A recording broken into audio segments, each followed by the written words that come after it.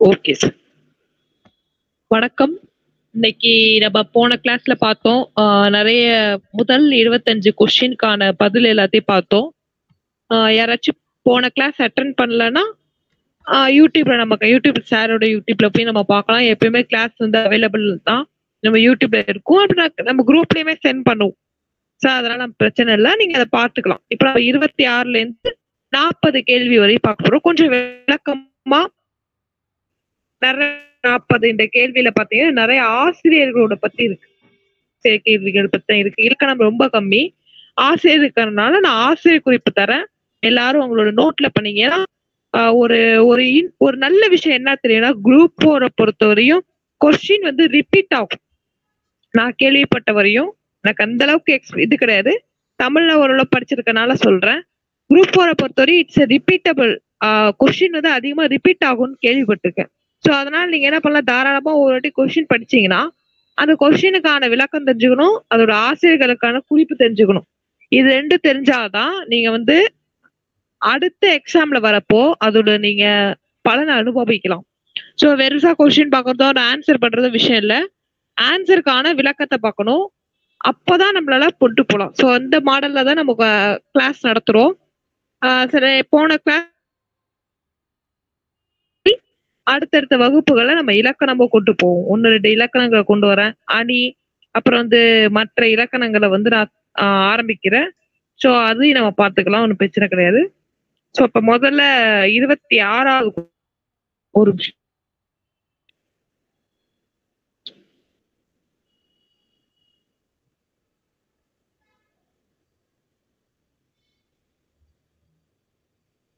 இருபத்தி 6வது கொஸ்டின் யாராச்சும் ஒருத்தவங்க படிங்க. பிரவீன். அந்த டெஸ்ட் வந்து நம்ம கடைசி வச்சுப்போம். கொஸ்டின் நான் கடைசி கேட்கிறேன். இப்ப 26வது கொஸ்டின்.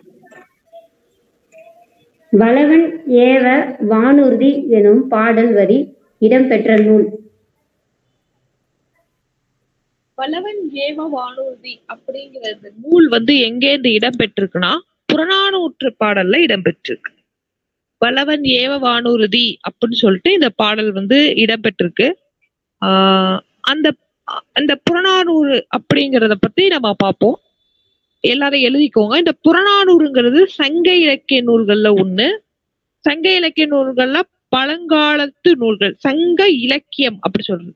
சோ அதனால சங்க இலக்கிய நூல்கள்ல ஒன்று. இந்த நூல்கள் வந்து 8 தொகை நூல்கள்ல ஒண்ணு. 8 தொகைனா மொத்தம் 8 பாடல்களை கொண்ட நூல் தான் 8 தொகை. இந்த 8 தொகையில என்னென்ன நூல் இருக்குன்னு சொல்றேன், எழுதிக்கோங்க. கடைசியா முடியறப்ப கேள்வி கேட்பேன். 8 தொகை எத்தனை நூல்கள் இருக்குன்னா, நற்றிணை, குறுந்தொகை, ஐங்குறுநூறு, பதிற்றுப்பற்று, பரிபாடல், கலித்தொகை, அகநானூறு, புறநானூறு ஆகிய 8 நூல்களை கொண்ட நூல் தான் 8 தொகை அப்படி சொல்லுவோம். சோ அந்த 8 தொகையில ஒரு நூல் தான் புறநானூறு பாடல். இந்த புறநானூற்று பாடல்ல 400 பாடல்களை கொண்டதுனால புறம் சார்ந்த 400 பாடல்களை கொண்டது அப்படின்னு ஒரு பேர். அதனாலதான் புறம் கூட்டல் 400 கூட்டல் 4 கூட்டல் 100 அப்படி சொல்றாங்க. அதாவது புறங்களை பற்றிய 400 பாடல்கள் அப்படி. புறம்னா என்ன? புறம்னா என்ன? வெளியே. வெளியே. அகம்னா உள்ள. அது அப்படி பார்க்க கூடாது. புறம்னா இல்லற வாழ்க்கை. இல்லற வாழ்க்கையை பற்றி பாடப்படும் 400 பாடல்களை கொண்டதுதான் அக 400 அப்படி. அகம் சார்ந்த 400 விஷயங்கள். ஒரு இல்லற வாழ்க்கையில எப்படி இருக்கணும், தலைவன் தலைவி எப்படி இருப்பாங்க, தலைவன் தலைவியோடைய வாழ்க்கை முறை எப்படி இருக்கும், இதை பற்றிய 400 பாடல்களை கொண்டது அகநானூறு. புறத்தை பற்றிய 400 பாடல்களை கொண்டது புறநானூறு. இத வந்து வஞ்சி திணை, காஞ்சி திணை, ஒரு 12 வகையான திணையில வஞ்சி புகழ்ச்சி திணை, அப்புறம் வந்து நிறைய திணைகள்லாம் இருக்கு. அதை நான் இன்னொரு கிளாஸ் நடத்துறேன். திணைகள் பாத்தீங்கன்னா ஒரு 12 வகையான திணைகள் இருக்கு. அந்த திணைகளை சார்ந்த பாடல்களை கொண்ட 400 பாடல்களை கொண்ட நூல் தான் புறநானூறு. இந்த புறம் பற்றிய பேச்சுல வந்து போர் வீரர்களுக்கான வீரம், கொடை, வள்ளல் தன்மை இதை பற்றி பாடக்கூடிய 400 பாடல்கள், அதாவது புறநானூறு அப்படி சொல்றாங்க. இதுல பாத்தீங்கன்னா எத்தனை ஆசிரியர்கள் இருக்காங்கன்னா 150க்கும் மேற்பட்ட ஆசிரியர்கள் இருக்காங்க. இது வந்து ஒரு நபரால் எழுதப்படவில்லை, பல நபர்களால் எழுதப்பட்ட 400 பாடல்களை தொகுத்த நூல் தான் புறநானூறு அப்படி சொல்றாங்க. இந்த நூல்ல வந்து பாத்திருக்கேன் எந்த பாவகை சார்ந்திருக்கு, 4 வகை பா இருக்கு நமக்கு வந்து. வெண்பா, ஆசிரியப்பா, கலிப்பா, வஞ்சிப்பான்னு இருக்கு. இந்த பாடல்கள் அனைத்துமே ஆசிரியப்பாவை அடிப்படையாக கொண்டது. இதுல பெண்பார் புலவர்கள் முக்கிய 4 பெண்பார் புலவர்கள் இருக்காங்க. மன்னிக்கும் 6 பெண்பார் புலவர்கள் புறநானூற்றில் பாடப்பட்டுள்ளார்கள். 1 ஔவையார், 2 பாரி மகளிர், 3 வெண்ணி கூர்த்தியார், 4 ஒக்கூர் மாசாத்தியார், 5 வெண்பார் பெண்டு, 6 பெருங்கோட்பெண்டு அப்படின்னு 6 வகையான பெண்பார் புலவர்களை கொடுத்திருக்காங்க. சோ நான் அதை போட்டோ எடுத்து அனுப்புறேன். இந்த 6 பெண்பார் புலவர்கள் மட்டும்தான் புறநானூற்று பாடல்கள் குறிப்பிட்டிருக்காங்க. சோ இந்த 6 வகையான பேரும் பெண்களாக புலவர்களாக புறநானூற்றில் பாடப்பட்ட பெண்கள். இப்ப நாளை கேள்வி எப்படி வரலாம், 4 ஆசிரியர்கள் பேர் கொடுத்து இதுல யார் வந்து புறநானூற்றில் பெண்பார் புலவர்களாக பாடியவர் அப்படின்னு கேட்கலாம். இப்படிதான் கேள்வி வரும். சோ இப்படிதான் நம்ம கேள்விடா அதுக்கு தகுந்த மாதிரி பார்த்தோம். சோ இது 6 பேர் தான் பெண் பார்க்க புறநானூற்றில் பாடப்பட்டவர்கள். ஓகே, இதுல ஏதாச்சும் டவுட் இருக்கா?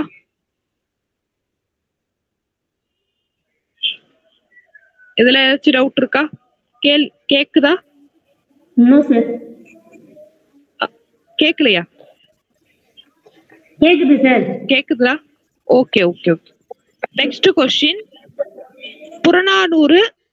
புறநானூறு இந்நூலை தி 400 songs of wars and wisdom, an anthology of poems from classical Tamil, தி புறநானூறு என்னும் தலைப்பில் மொழிபெயர்த்தவர் யார் அப்படின்னு ஒரு கேள்வி.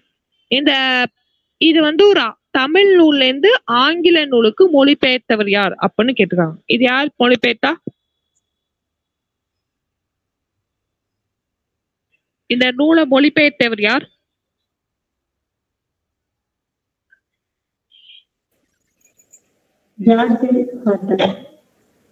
ஜார்ஜ் எல் ஹட்டர்ங்கிறவர் யாருன்னா முதல்ல தமிழுக்கு செம்மொழி அந்தஸ்து வாங்கி கொடுத்தவரே ஜார்ஜ் எல் ஹட்டர் தான்.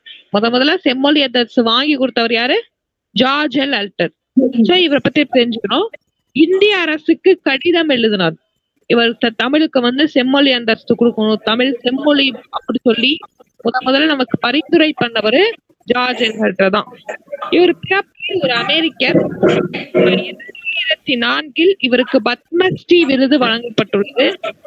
புத்தகம் சொல்றாங்க 400 songs of wars and wisdom, anthology of poems from the classical Tamil, தி புறநானூறு அப்படிங்கிற இந்த நூலு 1999 வெளியிடப்பட்ட நூல்.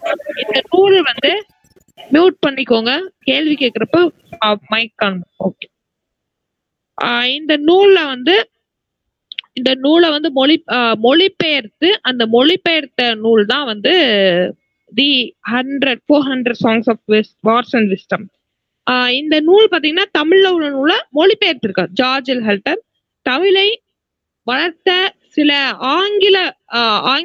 ஆங்கிலேயர்கள் ஒருத்தர் வந்து ஜார்ஜ் எலிகட்டர், கால்வெல்ஸ், ஜி போப். இவங்க 3 ஜே போப்பை பத்தி போன வகுப்புல பார்த்தோம். கார்ட்வெல்ட்ட பத்தி நம்ம பின்னாடி பார்க்க போறோம். ஜார்ஜ் எல் ஹட்டர் பத்தி தெரிஞ்சுக்கிறோம். செம்மொழி அந்தஸ்து வாங்கி கொடுத்தவரு. இந்த மாதிரி தமிழ வந்து தமிழர்கள் மட்டும் மொழிபெயர்த்து வளர்ச்சி அடைந்தவர்கள் அல்ல, ஆங்கிலேயர்களும் சிலர் மொழிபெயர்த்து வளர்ச்சி அடைய செய்தார்கள். அத வந்து தமிழ்ல உள்ள கருத்துக்களை ஆங்கில நாட்டுக்கு, அதாவது மேற்கத்திய நாட்டுகளுக்கு கொண்டு சென்று அங்கு வளர்த்தவர்கள் அப்படிங்கிறவர்ல ஜார்ஜ் எல் ஹட்டரும் ஒரு முக்கியமானவர். இவர் பிறப்பால் ஒரு அமெரிக்கர், ஆனால் வாழ்வியலில் ஒரு தமிழர் அப்படிங்கிறது ஒரு சிறப்பு. 28வது கேள்வி படிங்க. கிறிஸ்துவின் வருகை அறிவித்த முன்னோடி. கிறிஸ்துவின் வருகையை அறிவித்த முன்னோடி யாருன்னு கேட்கிறாங்க. யாரு?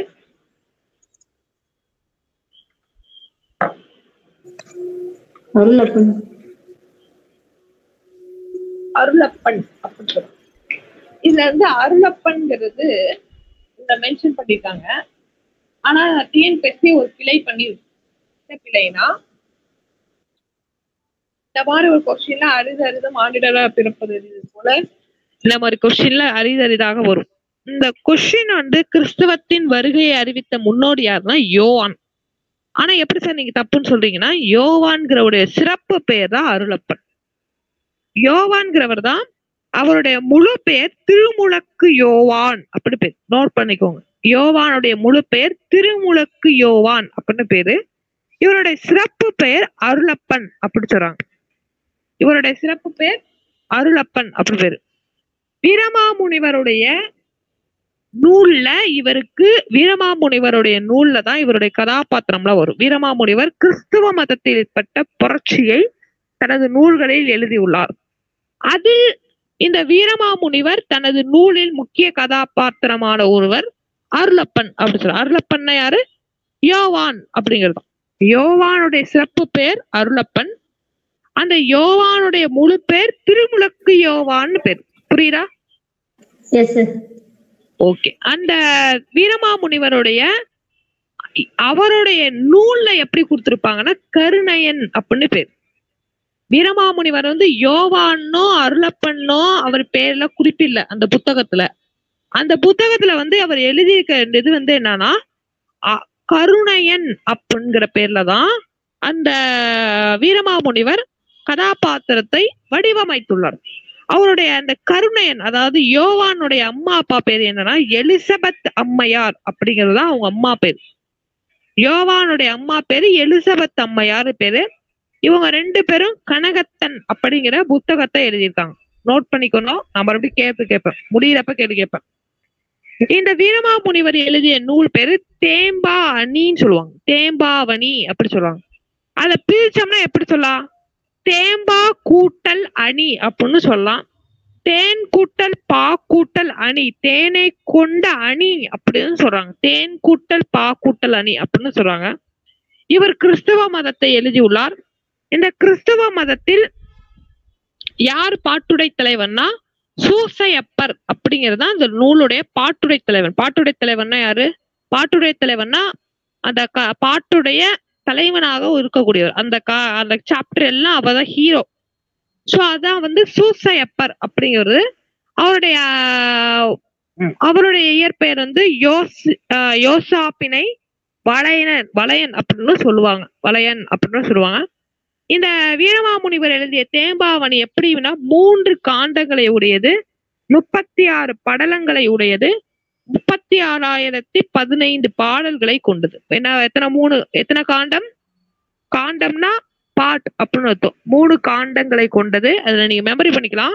3 காண்டங்களை உடையது, 36 படலங்களை உடையது, 36,15 பாடல்களை உடையது. நீங்க 3 மனப்படணும். 3 காண்டங்கள், 36 படலங்கள், 615 பாடல்களை கொண்டது.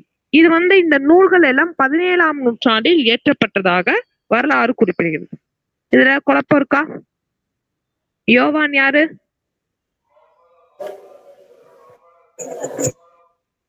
யோவான் யாரு? அருளப்பன். அவருடைய முழு பெயர் என்ன?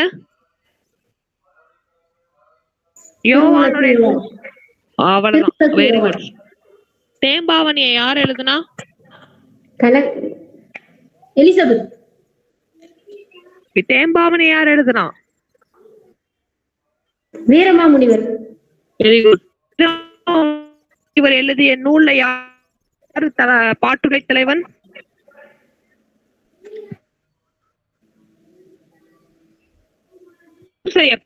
சூசையப்பர் வீரமாமுனிவர் எழுதிய பாடல் பாட்டுடை ஹீரோ. ஆனா அந்த சைடு கேரக்டர் அந்த யோவானுடைய வீரமாமுனிவர் எழுதிய புத்தகங்கள்ல யோவானுக்கு கொடுத்த பேர் என்ன?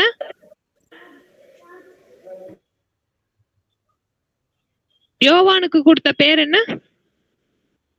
கருணையன். கருணையன் தான் யோவானுக்கு கொடுத்த பேர். 3 பேர் நான் போச்சு. ஓகே, 3 பேர் நான் போச்சுக்கணும். அவருடைய இயற்பெயர் திருமுழக்கு யோவான், அவருடைய சிறப்பு பெயர் அருளப்பன், வீரமாமுனிவர் அவருக்கு கொடுத்த பெயர் கருணையன்.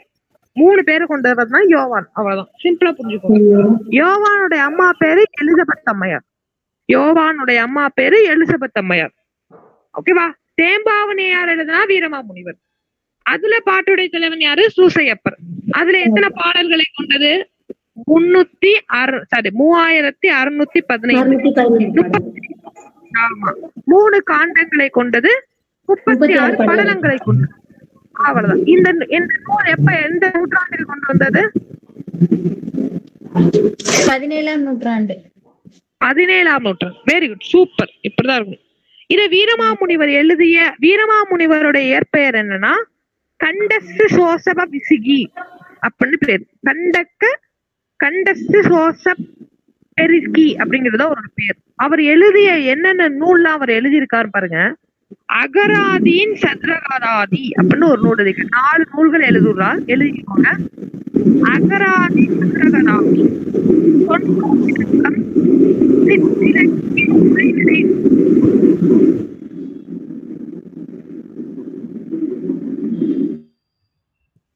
அகராதியின் சதுரகராதி, தொன்னூல் விளக்கம். முக்கியமா தொன்னூல் விளக்கம் வந்து வீரமாமுனிவரோட சிறப்பு பெயர். சிற்றிலக்கிய உரைநடை நூல், பரத்திமார் குறுகதை அப்படிங்கிற நூல் எல்லாமே யார் எழுதுனா? வீரமாமுனிவர் எழுதினார். வீரமாமுனிவர் எழுதின நூல்ல ஒண்ணு தேம்பாவணி. புரியுதா? குழப்பம் இருக்கா?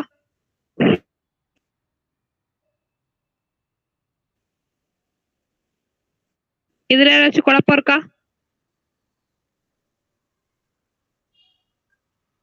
அடுத்த கேள்வி பாருங்க. தேம்பாவளியின் பாட்டுடை தலைவன் யாருன்னா வளவன். தேம்பாவணியுடைய பாட்டுடை தலைவன் வளவன். வளவனுடைய இயற்பெயரை நம்ம சொல்றோம் சூசையப்பர் அப்படின்னு பேப்போம். சூசையப்பர் தான் வளவுடைய சூசையப்பர். ஓகேவா? நம்ம அந்த கண்டினியூஸா பார்த்தாச்சு. 2 கேள்வி ஒரே மாதிரி தான்.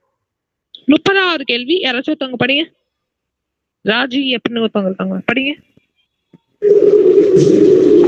முத்தொள்ளாயிரம் காட்டும் போர்க்கள சிறப்புடைய நாடு.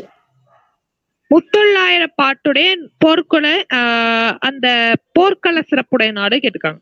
முத்தொள்ளாயிரம் அது வந்து சோழ நாடு. ஆனா குறிப்பா பாத்தீங்கன்னா அந்த முத்தொள்ளாயிரம் வந்து 3 நாடுகளையுமே கொண்டதுதான். சேர, சோழ, பாண்டிய 3 நாடுகளையும் கொண்டது. ஆனா முத்தொள்ளாயிரத்தில் சிறப்பு பெற்ற அப்படின்னு சிறப்புடைய அப்படின்னு ஒரு வார்த்தை கொடுத்துருக்கோம். அந்த இடத்துல நம்ம அண்டர்லைன் பண்ணுவோம். சிறப்புடைய அப்படிங்கிறப்ப அந்த இடத்துல சோழ நாடு வரும். சிறப்புடையங்கிற இடத்துல சோழ நாடு வரும்.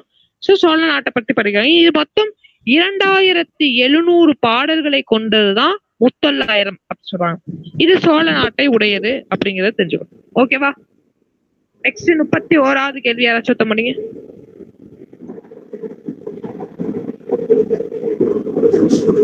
பிரவீன், 31வது கேள்வி.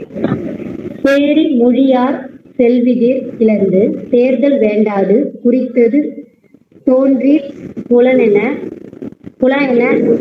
மொழி புலனூர் டேரா தொல்காப்பியரின் இவ்வடிவங்கள் குறிப்பிடும் இலக்கியம்.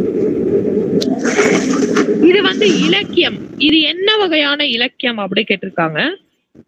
இதுல பாத்தீங்கன்னா 4 வகையான இலக்கியம் இருக்கு. அது என்ன தெரிஞ்சுக்கணும் முதல்ல. இலக்கியம்னா என்ன? இலக்கியத்துக்கும் இலக்கணத்துக்கும் உள்ள வேறுபாடு என்ன தெரிஞ்சுக்கணும். இலக்கணம்ங்கிறது இலக்கியம் எழுதுவதற்கான ரூல்ஸ். அதான் வந்து இலக்கியம். இப்படி எப்படி எழுதணும், இந்த அடிகள் இருக்கணும், இந்த மோனை இருக்கணும், இந்த எதுகை இருக்கணும், இந்த இயல்பு இருக்கணும்னு சொல்றது இலக்கணம். அதுபடி அமைக்கப்பட்டது இலக்கியம். மியூட் பண்ணிக்கோங்க. அதுபடி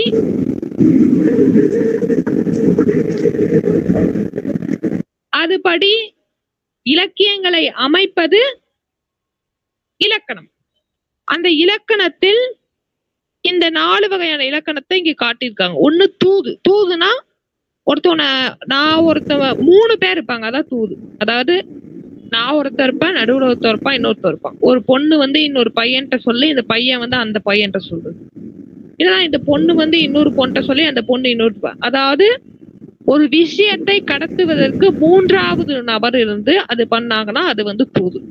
இதுக்கு புறா போன்ற பல விஷயங்களை கொண்டு தூது அனுப்புவாங்க. அடுத்து குறவஞ்சி. குறவஞ்சிங்கிறது ஒரு தலைவன் தலைவிக்கிடையனான வாழ்வியல் முறையை சொல்வது குறவஞ்சி. குறவஞ்சிங்கிறது ஒரு வகையான மலைவாழ் மக்களுடைய வாழ்க்கை முறைதான் குறவஞ்சி. குற்றால குறவஞ்சி எடுத்துக்காட்டு. மூணாவது கலம்பகம். கலம்பகம் என்பது அனைத்து விதமான விஷயங்களும் கலந்து சொல்வது கலம்பகம் அப்படின்னு பேர். நாலாவது பள்ளு. பள்ளுங்கிறது இது ஒரு இலக்கியம். இதுல பாத்தீங்கன்னா முதல் 16 வரிகளை மட்டும்தான் 16 வரிகளை. இந்த பல்லுங்கிற விஷயங்கள் பாத்தீங்கன்னா நாய் காலத்தில் கொண்டு வரப்பட்ட இது ஒரு நூல் அப்படின்னு சொல்லுவாங்க. இது வந்து கொஞ்சம் கஷ்டம் தான். ஆனா நீங்க இதுல கொஞ்சம் நீங்க டெப்தா பாத்தீங்க 10th புக்ல பார்த்தீங்கன்னா நீங்க எழுதலாம். அவ்வளவு முக்கியமான. 32வது தந்தி இலக்கியம் அல்லது வாயில் இலக்கியம் என்று அழைக்கப்படுவதை தந்தி இலக்கியம் அல்லது வாயில் இலக்கியம் அப்படின்னா அது என்ன சொன்னேன். ஒருவர் இன்னொருத்தருக்கு பதிலை சொல்வதற்காக ஒருவர் இன்னொருவருக்கு கடத்துவதுதான் தூது. அதுதான் தூது இலக்கியம். 33வது பாருங்க. 33வது கேள்வி.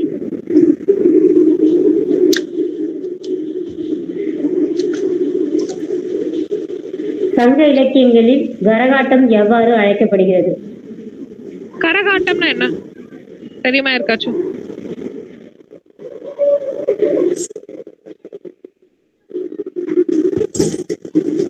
ராஜிங்கிறவங்க வந்து அவங்க மைக்கு குறகுறான்னு கேக்குது பாருங்க.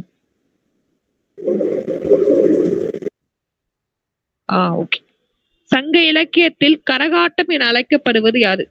கரகாட்டம் பார்த்திருக்கீங்களா? கேள்விப்பட்டிருக்கீங்களா? பார்த்திருக்கோம் சார். எப்படி இருக்கும்? எப்படி ஆடுவாங்க? எப்படி ஆடுவாங்க கரகாட்டம்? தலையில ஒரு இது வச்சு ஆடுவாங்க சார். கரகத்தை வைத்து ஆடுவது கரகம் சொல்லுவாங்க. அந்த கரகத்தை வைத்து ஆடுவது கரகாட்டம். அது எப்படி இருக்கும்? குடமடிவல இருக்கும். அதான் குடக்கூத்து அப்படின்னு பேர். அதுக்கு இன்னொரு பேர் வந்து குடக்கூத்து. இது வந்து 10ஆம் வகுப்பு இயல் 6ல நாடக கலை அப்படின்னு ஒரு பாடம் இருக்கு. அந்த பாடத்துல இது இருக்கு. குடக்கூத்து என்று அழைக்கப்படுவதுதான் கரகாட்டம். குடத்தை வைத்து ஆடுவது. அப்ப தெருக்கூத்துன்னு என்ன? நாடக மேடை அமைத்து வாரந்தோறும் ஒரு குறிப்பிட்ட இடத்தில் ஒரு நாடகத்தை, ராமாயணத்தையோ மகாபாரதத்தையோ கம்பராமாயணத்தையோ கொண்டு ஆடி நடனம் ஆடி காட்டுவது தெருக்கூத்து அப்படின்னு சொல்லுவாங்க. சத்திக்கரகம். சத்திக்கரகம்ங்கிறது கரகத்தை கொண்டாடுவது. அதாவது சத்திக்கரகத்துக்கும் கரகாட்டத்துக்கும் வித்தியாசம். கரகம்ங்கிறது ஒரு மாதிரி கூம்பா இருக்கும். சத்திக்கரகம்ங்கிறது அதுல வந்து இறைவனுக்காக செய்யப்படுவது. இறைவனுக்காக இந்த பால் குடம் எடுத்துட்டு போறது, இது ஆடக்கூடிய ஆட்டம் கரகாட்டம். உடுக்கை ஆட்டம்ங்கிறது உடுக்கை அடித்து ஆடக்கூடுவது. அந்த மாரியம்மன் கோயில் திருவிழா டயத்துல பாத்தீங்கன்னா உடுக்கையால் அடிப்பாங்க.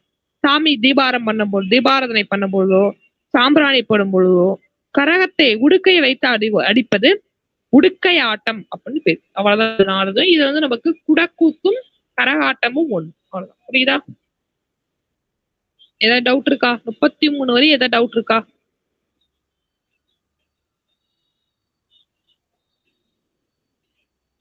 Any doubt till 33? ராஜி அவங்களுக்கு? No sir. ஓகே. யோக சமாதி உகந்தவர் சித்தர் என்றவர் யார்? யோக சமாதி. யோக சமாதினா என்ன? சமாதினா என்ன?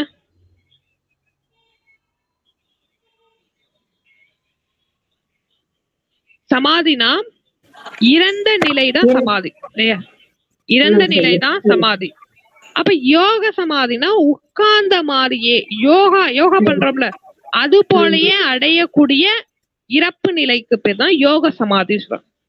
அதுதான் உகந்தது அப்படின்னு ஒரு சித்தர் சொல்றது. அந்த சித்தர் யாரு அப்படின்னா திருமூலர்.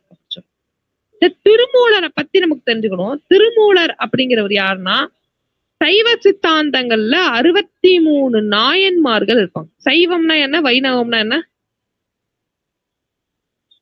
சைவ சித்தாந்தம் வைணவ சித்தாந்தம் அப்படின்னு 2 சித்தாந்தம் இருக்கு. சைவ சித்தாந்தம்னா எது? சிவனை இது பண்றோம் சார். சிவபெருமானை போற்றி பாடுவது சைவ சித்தாந்தம். வைணவன பெருமாளை பற்றி பாடுவது வைணவ சித்தாந்தம். Very good, super. இதுல வந்து நமக்கு 6 வகையான முறைகள் இருக்கு, 6 வகையான கடவுள் முறை இருக்கு.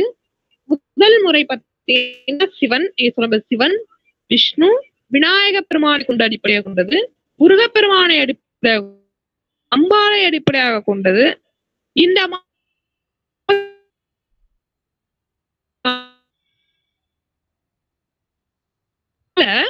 சைவ சித்தாந்தங்கள்ல ஒரு புரட்சி ஏற்படுகிறது. அதாவது ஒரு வரலாற்று நம்ம எடுத்து பாக்குறப்ப இதெல்லாம் நடந்தது, இதெல்லாம் நீங்க வந்து சந்தேகப்படுறதுக்கான விஷயம் இல்ல. சைவ சித்தாந்தங்கள் அதாவது பாத்தீங்கன்னா ஒரு பௌத்த மதம் என்பது பிறப்பு எடுக்கிறது இந்திய நாட்டில். அதாவது ஒரு மதம் புதிதாக நாட்டுல பௌத்த மதம் என்பது சமண மதம் என்பது பிறப்பெடுக்கிறது. அந்த பிறப்பின் நீட்சியாக மற்ற மதங்களில் ஏற்படும் தவறுகளை பௌத்த மதமும் சமண மதமும் எடுத்து கூறுகிறது. எல்லா மதமுமே ஒரு சில தப்பு இருக்கதான் செய்யும்.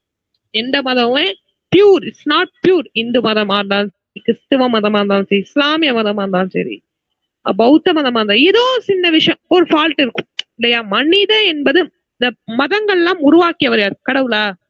கிடையாது. மதங்களை உருவாக்கியது மனிதர்கள். அந்த மனிதர்கள் ஏற்படுத்தக்கூடிய அந்த கான்செப்ட் அப்படிங்கிறது என்ன? நம்பிக்கை தான் அடிப்படை இல்லையா? ஒரு மதம் என்பது நம்பிக்கையின் ஒரு உருவம் தான் மதம். அந்த மதத்தில்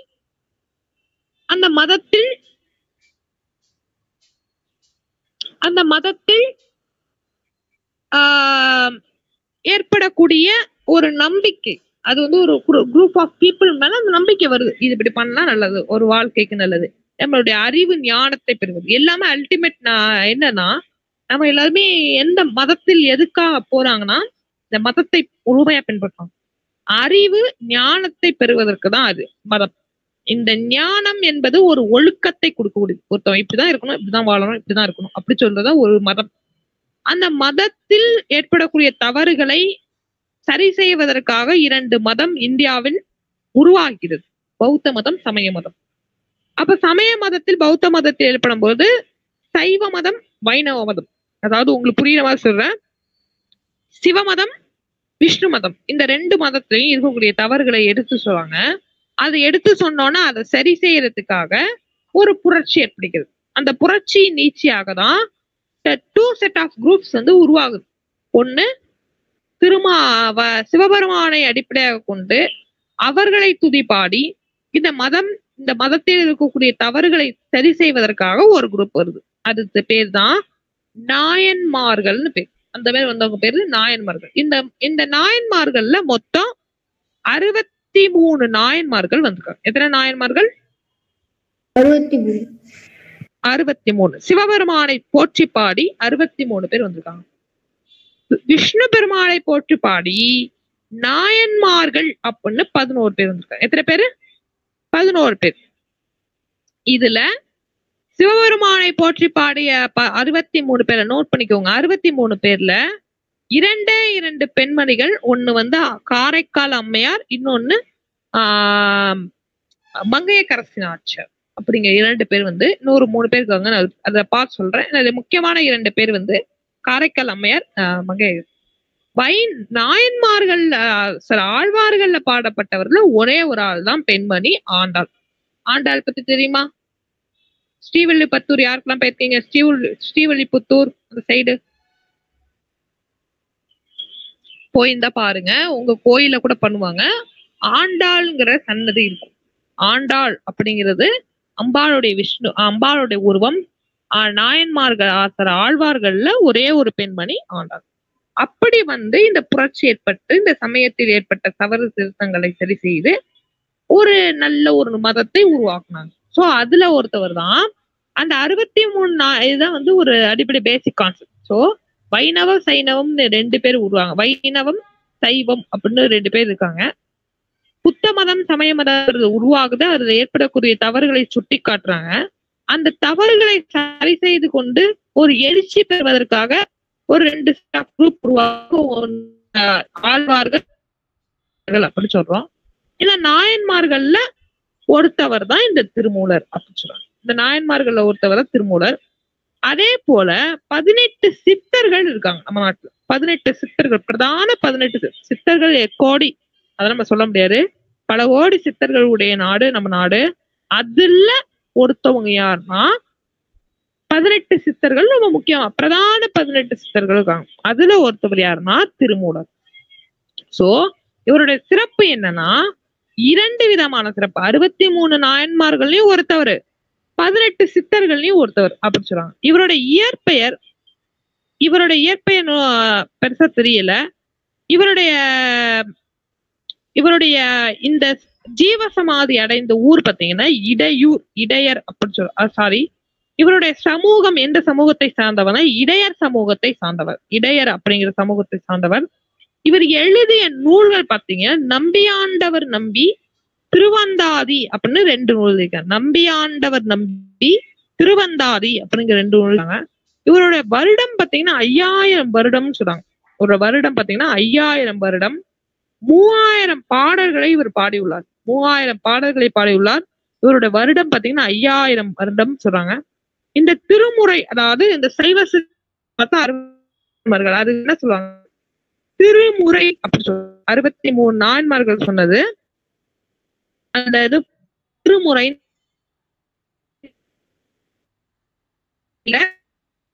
இவருடைய திருமுறை வந்து எத்தனாவது திருமுறை? 10வது திருமுறையாக உள்ளது. இவர் பாத்தீங்க, இவர் தான் முதல்ல தமிழ்நாட்டுக்கு சொல்றார், ஒன்றே குலம் ஒருவனே தேவன் அப்படி சொல்றார். யார் சொல்றா? ஒன்றே குலம் ஒருவனே தேவன் அப்படி சொல்றாங்க. சொல்றாரு இவர் தான், திருமூலர் தான். ராஜி, அவங்களுடைய கேள்வி இருக்கா? Any question? ஓகே, நான் கண்டினியூ பண்ணேன். டவுட் தான் கேளுங்க, ஒரு பிரச்சனை. சோ இப்ப இதான் திருமூலருடைய கான்செப்ட். இதுல இருந்து கேள்வி வரதுக்கு வாய்ப்பு இருக்கு. நாளை கேள்வி கேட்பாங்க, திருமூலர் எழுதிய பாடல்கள் எத்தனை? 5000, 2000, 1000, 3000 அப்படின்னு கேட்பாங்க. எத்தனை எழுதினாரு? 3000. அவ்வளவுதான். நோட் பண்ணிருந்தா என்னத்துக்கு மாதிரி ஆயிருக்கும். ஓகே, இந்த மாதிரி தான் பண்ணணும். இதான் வந்து திருமூலருடைய குறிப்பு. அடுத்து பாத்தீங்கன்னா வெட்ட வெளியை கடவுளாக வழிபட்டவர், அதாவது இந்த அவுட்டர் சர்ஃபேஸ கடவுளா வழிபட்டவர் யார்? அது ஒரு சித்தர். அவர் வந்து யாருன்னா கடுவெளி சித்தர் அப்படின்னு சொல்லலாம். இந்த கடுவெளி சித்தர் பாத்தீங்கன்னா அவருடைய குறிப்பு எதுவும் பெருசா கிடைக்கல இதுவரையும் நமக்கு. இவர் வந்து காஞ்சிபுரத்தில் சமாதி அடைந்தார் அப்படிங்கிற ஒரு நூல் மட்டும் இருக்கு. காஞ்சிபுரத்துல இவருடைய ஜீவ சமாதி அடைந்திருக்கார் கடுவெளி சித்தர். இந்த கடுவெளிங்கிற பேருக்கான விளக்கம் மட்டும் கிடைச்சிருக்கு. அதாவது வெளிப்புறத்தை இறைவனாக வழிபட்டு ஜீவசமாதி அடைந்துள்ளார். அத சொல்றேன், நம்ம மதம் அப்படிங்கிறது இதுதான், இப்படிதான் வழிபடணும், இதான் பூஜை புனஸ்காரம் அப்படி கிடையாது. அறிவை மதம், அறிவை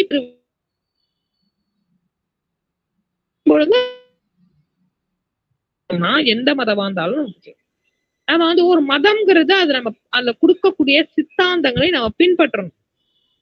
இப்ப வந்து இந்து மதமா இருந்தாலும் சரி, இஸ்லாமிய மதமா இருந்தாலும் சரி, கிறிஸ்துவ மதமா இருந்தாலும் சரி, அதுல உள்ள மதத்தினுடைய கொடுக்கப்பட்ட கொள்கைகளை நாம் பின்பற்ற வேண்டும்.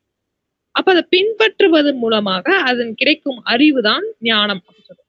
அந்த ஞானத்தை அடைந்தவர்கள் தான் சித்தர்கள் அப்படின்னு சொல்றோம். அதை ஒருத்தவர் தான் கெடுவெளி சித்தர், மேல கூப்பிட்டுக்கூடிய சித்தர்கள். 36வது கேள்வி யாராச்சும் ஒருத்தவங்க படிங்க. புலமை பெருங்கடல் என அழைக்கப்பெற்றவர். புலமை பெருங்கடல் என அழைக்கப்பட்டவர் யார் அப்படின்னா யாரு? உவே சாமிநாதன். உவே சாமிநாதன் முழு பேர் தெரியுமா?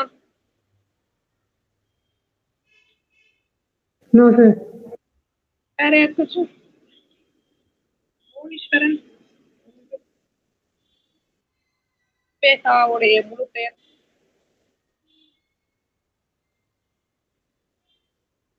படிச்சிருக்கணுமே. சரி சொல்றேன், நோட் பண்ணிக்கோங்க. உத்தமநாதபுரம் வேங்கட சுப்பிரமணியனின் மகன் தான் சுவாமிநாதன். அதுதான் அது ஊவேசா அப்படிங்கிறது. உத்தமநாதபுரம் வேங்கட சுப்பிரமணியன் சுவாமிநாதன், அதாவது சுவாமிநாதன் தான் அவரோட பேர். உத்தமநாதபுரம்ங்கிறது அவர் வாழ்ந்த ஊர் பேரு உத்தமநாதபுரம். அவரோட அப்பா பேரு வேங்கட சுப்பிரமணியன் அப்படின்னு பேரு. சோ அதனால ஊவே சாமிநாதன் அப்படின்னு அவருக்கு பேர். அவருடைய இவர் பேர் தான் தமிழ் தாத்தா அப்படின்னு அழைக்கப்படக்கூடிய, அன்போடு அழைக்கப்படக்கூடியவர் தான் ஊவே சாமிநாதன். தமிழ் தாத்தா அப்படின்னு அழைக்கப்படுவார். இவருக்கு இன்னொரு பேரு புலமை பெருங்கடல் அப்படின்னு பேரு. 2 பேர். இவர் பாத்தீங்கன்னா எப்ப பிறந்திருக்காரு பாத்தீங்கன்னா 19 பிப்ரவரி 1955 பிறந்துள்ளார். 19 பிப்ரவரி 1855 பிறந்தவர். 19 பிப்ரவரி 1855 பிறந்தவர். இவருடைய இறப்பு பாத்தீங்கன்னா 28 ஏப்ரல் 1900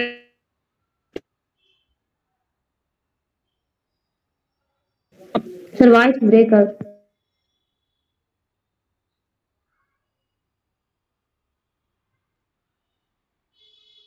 அச்சு எழுதியுள்ளார். 3000 ஏற்றுவடிகள், அதாவது ஆத்திச்சுவடி போல உள்ள கொண்டு ஆராய்ச்சி. சார் வாய்ஸ் பிரேக் ஆகுது.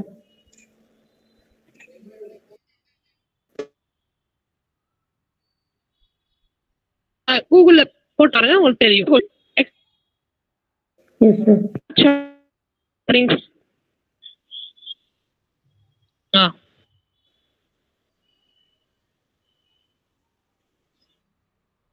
ராஜ் திவ்யா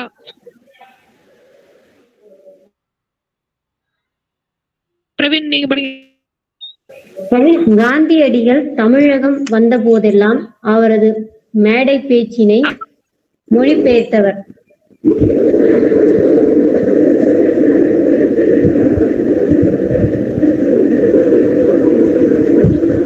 நடுவுல கட் ஆயிடுச்சு.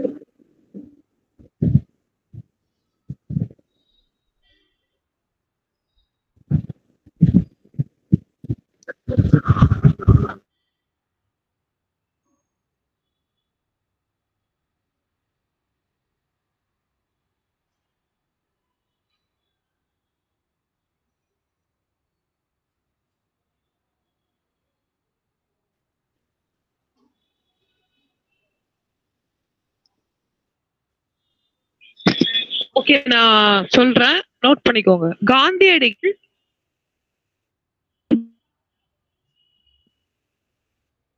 மேடை பேச்சினை மொழிபெயர்த்தவர். காந்தி வர யார் மொழிபெயர்த்தானா அவர் வந்து வந்துட்டு பாருங்க. காந்தி தமிழகம் வந்த போதெல்லாம் அவருடைய நூலை வந்து மொழிபெயர்த்தவர் யார்? அவர் மேடை பேச்செல்லாம் பேசுறாரு. ஏன்னா காந்தி வந்து ஒரு குஜராத்துக்காரர் இல்லையா? இன்னைக்கு இப்ப நம்ம தலைவர் வேற ஏதாச்சும் சார்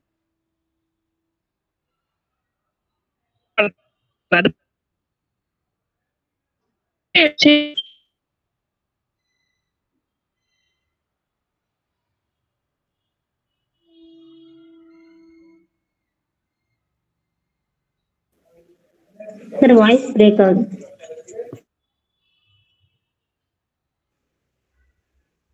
காஞ்சிபுரத்தில் உள்ள தண்டலம் அப்படிங்கிற ஊரை சார்ந்தவர். இவர் பாத்தீங்கன்னா இவரோட அப்பா பேர் விருதாச்சல முதலியார். அவரோட பேர் வந்து விருதாச்சல முதலியார். அவங்க அம்மா பேரு சின்னம்மா. விருதாச்சல முதலியார் சின்னம்மா அப்படி பேரு. இவருடைய இவர் வந்து ஒரு ஆசிரியர் தொழிலை மேற்கொண்டுள்ளார். திருவாரூர் மாவட்டத்தில் கல்லூரியில் ஆசிரியராக பணிபுரிந்தவர் திருவி கல்யாண சுந்தரனார். இவருடைய மனைவியின் பெயர் பச்சையம்மாள். இவருக்கு 3 ஆண் பிள்ளையும் 1 பெண்பார் பிள்ளையும் உள்ளாங்க. நோட் பண்ணிக்கிட்டீங்களா எல்லாத்தையும்? காஞ்சிபுரத்தை சேர்ந்தவர். இவருடைய அப்பா பேர் விருதாச்சல முதலியார், அம்மா பேரு சின்னம்மாள். இவருடைய இவர் ஆசிரியர் பணியை தொண்டுள்ளார். இவர் திருவாரூர் மாவட்டத்தில் ஆசிரியர் பணியை மேற்கொண்டுள்ளார். இவருடைய மனைவி பெயர் பச்சையம்மாள். இவருக்கு 3 ஆண் பிள்ளைகளும் 1 பெண்பார் பிள்ளைகளும் இருக்காங்க. அடுத்து 38வது கேள்வி படிங்க. 38th क्वेश्चन படிங்க.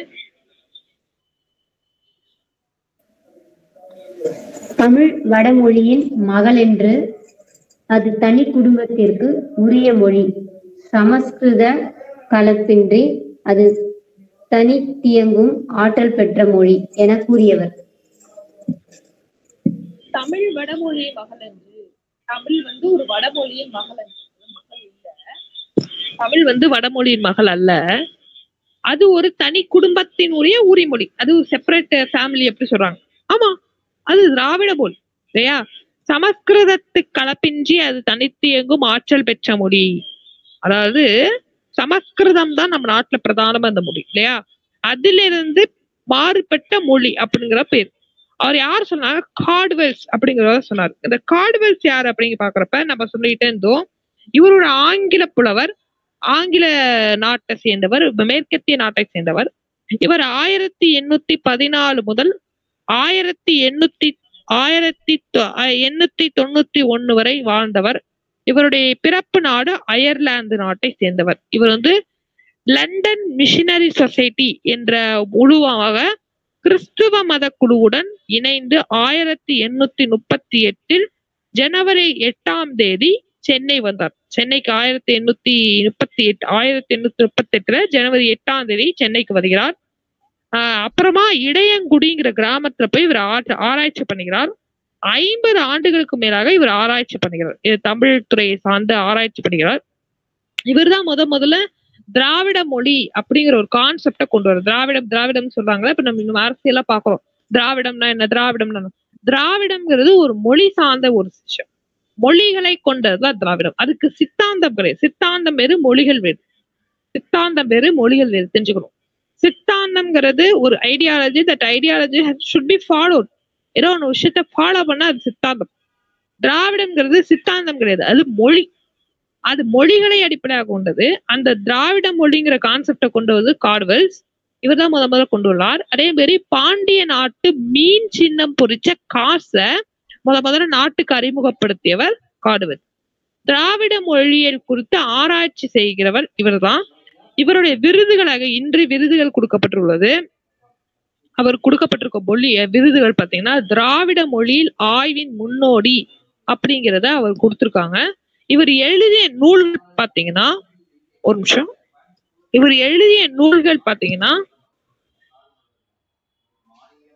நோட் பண்ணிக்கோங்க. திருநெல்வேலி மாவட்டத்தின் அரசியல் மற்றும் பொது வரலாறு, a political and general history of Tirunelveli அப்படிங்கிற நூலை இவர் எழுதியிருக்கார். ஆங்கில மொழியில் இயற்றிய திராவிட மொழிகளில் ஒப்பிலக்கணம் 1856, திராவிட மொழியில் ஒப்பிலக்கணம் அப்படிங்கிற நூலை 1856 கார்ட்வெல்ஸ் கொண்டு வந்தார். ரொம்ப முக்கியமான நூல். பரதக்கண்டம் புராதனம், தாமரை தடாகம், நற்கருணை தியானமலை உள்ளிட்ட தமிழ் நூல்களை இவர் தான் தமிழ்ல எழுதியிருக்கார் பாருங்க. பரதக்கண்ட புராதனம், தாமரை தடாகம், நற்கருணை தியானமலை ஆகிய நூல்களை எழுதியுள்ளார். அது இல்லாம records of the early history of Tirunelveli mission, the records of the early history of Tirunelveli mission என்ற ஆங்கில நூலையும் இவர் எழுதியுள்ளார். அதே போலதான் திராவிட மொழியின் ஆய்வியல் முன்னோடி அப்படின்னு இவர் சொல்றாங்க. இது விருதாவும் அவர் கொடுத்துட்டு. இது ரொம்ப முக்கியமான விஷயம்.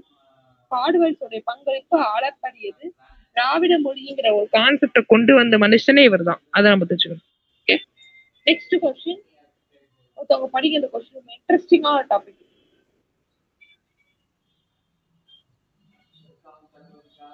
ஒருத்தவங்க படிக்கிற கொஸ்டின்.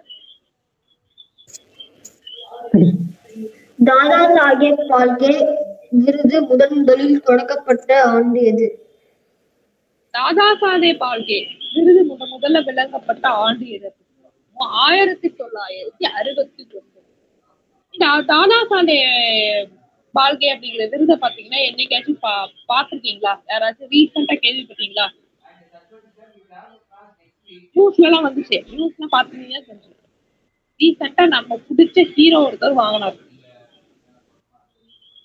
கெஸ் ஆச்சு பண்ணுங்க.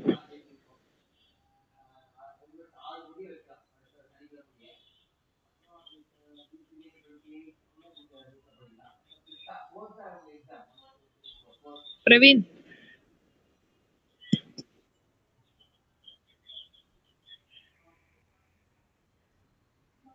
சார் பிரவீன் உங்க பேரு தானே? Yes sir, Praveena. தாதா சாஹேப் பால்கே விருது யாராச்சும் வாங்கினாங்க ரீசெண்டா? சும்மா சொல்லுங்க, தெரிஞ்சதை பார்ப்போம்.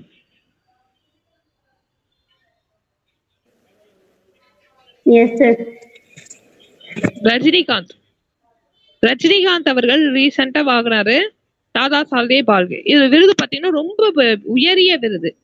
இந்த தாதா சால்கே பால்கேங்கிறவர் யாருன்னா, அவருதான் ஒரு திரைத்துறையினுடைய தந்தைன்னு சொல்றாங்க. திரைத்துறையினுடைய தந்தை யாருன்னா தாதா சால்கே பால்கே.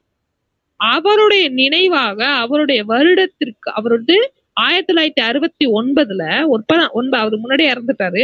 அவர் 1969 ஆண்டுல அவருக்கு வயசு வந்து 100 வயசு. இறந்ததுக்கு அப்புறமா நம்ம ஆள் கொண்டாடுவாங்களா, அது போல 100 வயதை கடந்தனால இந்திய அரசு என்ன பண்றாங்கன்னா, அவருடைய நினைவை போற்று விதமாக இந்தியாவுல யாரெல்லாம் திரைத்துறையில அவர் வாழ்வியலே சாதிச்சு காட்டுறாங்களோ அவங்களுக்கு இந்த தாதா சாஹேப் பால்கே விருது கொடுக்குறாங்க. இன்னைக்கு கொடுத்துட்டு இருக்காங்க. வருடத்திற்கு வருடம் கொடுப்பாங்க. 1969 இருந்து கொடுத்துருக்காங்க. இன்ன வரையும் மொத்தம் 51 பேருக்கு கொடுத்துருக்காங்க. எத்தனை பேருக்கு கொடுத்துருக்காங்க? 51 பேருக்கு. 51 பேர். இது மொத்தம் 51 பேர் கொடுத்துருக்காங்க. முதல்ல கொடுத்தது யாருன்னா தேவிகா ராணி அப்படிங்கிற ஒரு பெண்மணி கொடுத்துருக்காங்க. தேவிகா ராணி அப்படிங்கிறவங்களுக்கு தான் முதல் இந்த தாதா சாஹேப் பால்கே விருதை கொடுத்துருக்காங்க. 1969 கொடுக்க ஆரம்பிச்ச அன்னைக்கு தேவிகா ராணிங்கிறவங்க கொடுத்துருக்காங்க. கடைசியா ரீசெண்டா யார் கொடுத்தாங்கன்னா 2019 ஆண்டு ரஜினிகாந்த் அவர்கள் கொடுத்துருக்காங்க. இதான் கடைசியா கொடுத்தது. தேவிகா ராணிக்கு ஃபர்ஸ்ட் கொடுத்துருக்காங்க, ரஜினிகாந்த் கடைசியா கொடுத்துருக்காங்க ரீசெண்டா. இந்த வெற்றி பெறவங்களுக்கு 10 லட்சம் ரூபாய் விருது பணம் தருவாங்க. 10 லட்சம் ரூபாய் அவங்களுக்கு வந்து ஒரு விருது பணம் கொடுக்கக்கூடிய ஒரு பழக்கம் இருக்கு. ரொம்ப முக்கியமான விஷயம். இவருடைய தாதா சாஹேப் பால்கே யாருன்னா திரைத்துறையின் தந்தை. முதல்ல 1969 ஸ்டார்ட் பண்றாங்க. 51 பேருக்கு இதுவரை கொடுத்துருக்காங்க. 10 லட்சம் ரூபாய் பணம் தருவாங்க. ஓகே, நெக்ஸ்ட் கொஸ்டின் படிங்க.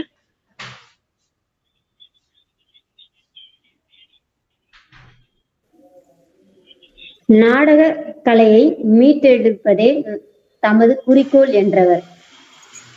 நாடக கலையை மீட்டெடுப்பதே நமது குறிக்கோள் என்றவர் அது யாரு? முத்துசுவாமி அப்படிங்கிறவர். முத்துசுவாமிங்கிறவரு தெருக்கூத்தை வந்து தமிழ் கலைன்னு அறிவிச்சவர் அவர் தான். முதல்ல தமிழ் கலை தெருக்கூத்தை வந்து ஒரு தமிழ் கலை அதை வந்து நாடு முழுக்க கொண்டு போகணும் அப்படிங்கிற அளப்பரிய ஆற்றலை கொண்டவர் முத்துசுவாமி. இவர் தமிழ்நாட்டை சேர்ந்தவர். இவருடைய குறிப்பு பட்டியல் 10ஆம் வகுப்பு பாட புத்தகத்துல ஓகேவா? சரி, இன்னைக்கு இந்த கொஸ்டின் போதும். நாளைக்கு வந்து மற்ற கொஸ்டின் இன்னொரு நெக்ஸ்ட் கிளாஸ்ல மற்ற கொஸ்டின் பார்க்கலாம். இப்போ அன்னைக்கு கொடுத்த அசைன்மெண்ட் ஒர்க்கு பார்த்தோம். அசைன்மெண்ட் பத்தி கேட்கணும். அந்த ஐவகை நிலத்திற்கான பாக்ஸ படிச்சீங்களா? Yes sir. அதுல குறிஞ்சிக்கு என்னது? குறிஞ்சிக்கான கடவுள் யாரு? முருகன் சார். முருகன். முல்லைக்கான கடவுள் யாரு? திருமால். மருதத்திற்கான கடவுள் யாரு?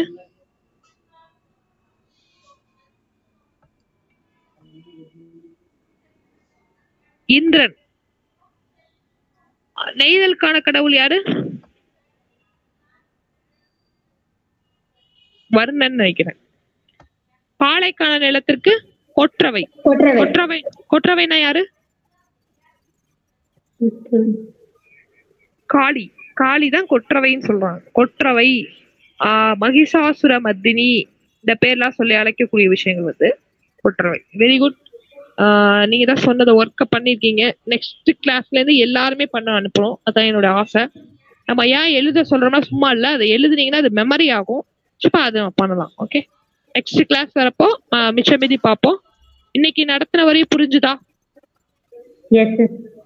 தாதா சாஹேப் பால்கே யாருடைய பேர்ல ஆரம்பிச்சாங்க?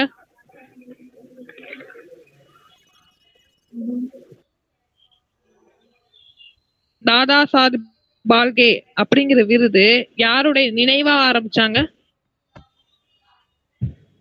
அந்த கேள்வியிலே ஆன்சர் தாதா சாஹேப் பால்கே. அவ்வளவுதான். இவர் யாரு? திரைத்துறையின் முன்னணி வகித்தவர். திரைத்துறையின் தந்தைன்னு சொல்லுவாங்க. இந்த விருது எப்ப ஆரம்பிச்சாங்க சார்? இந்த விருது எப்ப ஆரம்பிச்சாங்க? 1969. ஓகே. இது மொத்தம் எத்தனை பேர் கொடுத்திருக்காங்க? 51 பேருக்கு. யார் கடைசியா வாங்கினா? ரஜினிகாந்த் 2019. தேம்பாவணி யார் எழுதுனா? கிஷோர்.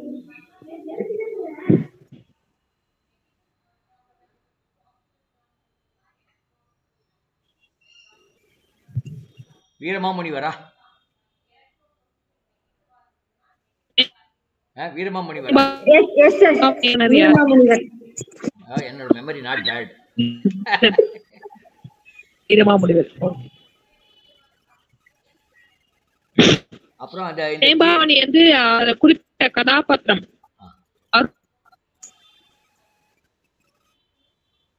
அருளப்பனுடைய பேர் 2 பேர் சொல்லுவோம். திருமுலக்கு யோவான், அருளப்பன், கருணையான். இந்த 3 பேருமே வீரமாமுனிவர்ல குறிப்பிடப்பட்ட. ஆமா, கருணையானுடையதான் பார்த்தோம். கருணையான் வந்து வீரமாமுனிவர் சொல்றது. அருளப்பன்கிறவருடைய இயற்பெயர், சாரி, திருமுலக்கு யோவான்கிறவருடைய இயற்பெயர். ஆனா அவரோட சிறப்பு பேர் எல்லாருக்கும் ஒரு செல்ல பேர் வச்சுப்போம்ல, அது மாதிரி அருள் செல்ல பேர். வீரமாமுனிவர் வந்து யார கொண்டிருக்காருன்னா சூசையப்பர் அப்படிங்கிறோடைய பேரு தான். சூசையப்பர் தான் அவருடைய அது சூசையப்பர். இப்ப ரஜினிகாந்த் ஒரு சாங்ல வராருன்னா ரஜினி தான் ஹீரோ, ஹீரோயினி யாராச்சும் இருப்பாங்க. அதே போல அந்த பாட்டுக்கெல்லாம் ஹீரோ யாருன்னா சூசையப்பர் அப்படிங்கிறது தான் அந்த ஹீரோ. இதுல மொத்தம் எத்தனை காண்டங்களை கொண்டது? 3 சார். 3 காண்டம். 3. Very good, super, very good. எத்தனை பாடல்களை கொண்டது? 3615. Very good. எத்தனாம் நூற்றாண்டுல வந்தது? 17ஆம் நூற்றாண்டு. அவ்வளவுதான், சூப்பர். எத்தனை நாயன்மார்கள் இருக்காங்க? 63. நாயன்மார்கள், வெரி குட், சூப்பர். ஆழ்வார்கள் எத்தனை பேரு? ஆழ்வார்கள் எத்தனை பேரு? 12 பேர். 12 பேர். அதுல ஒரே ஒரு ஆழ்வார் யாரு? பெண் பாட ஆழ்வார் யாரு? என்ன ஆதித்யா? ஒரே ஒரு பெண் புலவர் இருக்காங்க சார். பெண் ஆண்டாள். ஆண்டாள் சார். ஆண்டாள். அதுல திருமூலர் மட்டும் 2 வாட்டி வந்தவங்க. திருமூலர் மட்டும் 2 விஷயத்துல இருக்காங்க. ஒண்ணு வந்து 63 நாயன்மார்கள்லயும் ஒருத்தவங்க இருப்பாங்க, 18 சித்தர்கள்லயும் இருப்பாங்க. இதெல்லாம் நம்ம கிளாஸ்ல பார்த்தோம். வேற என்னது? ஊவேசா வந்து அவருடைய இயற்பெயர். அவர் என்னன்னு சொல்லுவாங்க? 2 பேர் பார்த்தோம். தமிழ் தாத்தா அப்படின்னு பார்த்தோம். தமிழ் தாத்தான்னு சொன்னா அது ஊவேசா. அவருடைய இயற்பெயர் முழு பேர் என்னன்னா உத்தமநாதபுரம் சுப்பிரமணியன் சாமிநாதன் அப்படிங்கிறது ஒரு இயற்பெயர். கல்யாண சுந்தரனார் பத்தி பார்த்தோம். கல்யாண சுந்தரனாருடைய அவர் என்ன பணியாற்றிக்கிட்டுதான்? கல்யாண சுந்தரனார் காந்தியடிகள் பேச்சை மொழிபெயர்த்தவர். அவர் வந்து ஆசிரியர் தொழிலை மேற்கொண்டவர். எங்க ஊர் தான், எல்லாம் ஞாபகம் வச்சு. திருவாரூர்ல தான் அவர் ஆசிரியரா ஆசிரியரா பணியாற்றினார். திருவாரூர்ல வந்து திருவாரூருடைய கவர்மெண்ட் காலேஜுக்கு பேரே திருவிக்கா காலேஜ் தான். இன்னைக்கும் வந்து அதோட காலேஜ் பேர் திருவிக்கா காலேஜ் சொல்லுவாங்க. சோ அதனால வந்து அதை ஞாபகம் வச்சுக்கோங்க. அவங்களோட மனைவி பேர் வந்து பச்சையம்மாள். அவங்க மனைவி பேர் பச்சையம்மாள். கார்டுவெல்த் பத்தி பார்த்தோம். கார்டுவெல்த் அவருடைய அவர் எந்த நாட்டை சேர்ந்தவர்? அயர்லாந்து.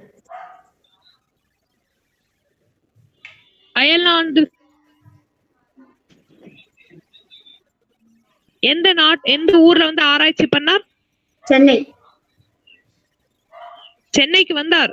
சென்னையில இருந்து இடையங்குடி அப்படிங்கிற ஊரு பேர ஆராய்ச்சி பண்ணார். சென்னைக்கு வந்து இடையங்குடிங்கிற ஆராய்ச்சி பண்ணார்.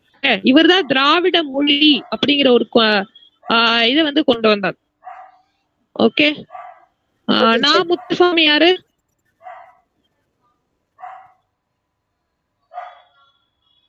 தெற்கூத்து வந்து ஒரு தமிழ் கலை. நான் முத்துசுவாமி.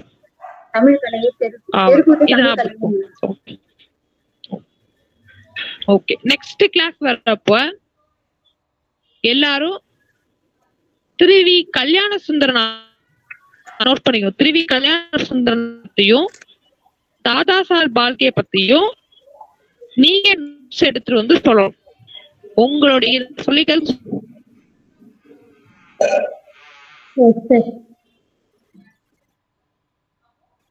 ஓகே கல்யாண வசந்தனால் அவரோட அளப்பரிய பணி விடுதலை அவர் என்ன பண்ணாரு பத்தி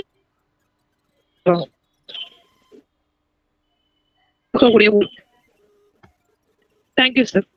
தேங்க்யூ. Thank you sir. பிரவீனா ரொம்ப நல்லா பண்றீங்க. ஒரு ஸ்டூடெண்டா கூட ரொம்ப ஈகரா இருக்கீங்க. ரொம்ப சந்தோஷமா இருக்கு. ஒரே வீட்டுல பையன் அம்மா இன்னும் சின்ன பையன் எல்லாருமே you are making use of our services. அது நினைக்கும் போது ரொம்ப பூரிப்பா இருக்கு. பாராட்டுக்கள். நீங்க கண்டிப்பா டிஎன்பிஎஸ்சி நீங்க ஜெயிக்கணும். யாருக்காக உங்க குடும்பத்துக்காக நீங்க ஜெயிச்சே ஆகணும். நாங்க எல்லாம் ப்ரே பண்றோம். சரிங்களா? Thank you sir. இந்த அளவு எஃபோர்ட் போட்டாதான் அதுல அங்க சக்சஸ் ஆக முடியும். ஓகேங்க சார். சார் இப்போ 10th புக்குலாம் படிக்கணுமா சார்? என்னம்மா? 10th இப்போ மெயினா 10th புக்குல இருந்து வருமா சார்? இல்ல படிக்கணும். நீங்க படிச்சிட்டே இருங்க. அது நம்ம ஆதித்யாவும் இன்னொருத்தர் டிஎன்பிஎஸ்ல லதான்னு ஒரு மேடம் இருக்காங்க. அவங்க 2 பேரையும் நான் சொல்றேன். என்ன எப்படி அடுத்த கிளாஸ்ல அதுக்கு அடுத்த கிளாஸ்ல எப்படி எல்லாம் என்ன மெத்தடாலஜி நம்ம யூஸ் பண்ணலாம்னு நம்ம டிஸ்கஸ் பண்ணலாம். சரியா? ஓகேங்க சார். Thank you sir. ரொம்ப தேங்க்யூ சார். ஓகே. அது நிறைய பேர் இருக்காங்க. இந்த பரீட்சை எழுதி பாஸ் பண்ணவங்க, எழுதி தோத்தவங்க, இந்த மாதிரி நிறைய பேர் இருக்காங்க. இதை எழுதி பாஸ் பண்ணி ஐஏஎஸ் போனவங்க எல்லாம் இருக்காங்க. ஸோ நம்ம கிட்ட நம்ம அந்த விளக்கம் கேட்டு நம்ம யூஸ் பண்ணிக்கலாம். சரிங்களா? Thank you sir. Okay. Thank you. Thank you sir. Okay Aditya, சாப்பிட்டாச்சு. சாப்பிட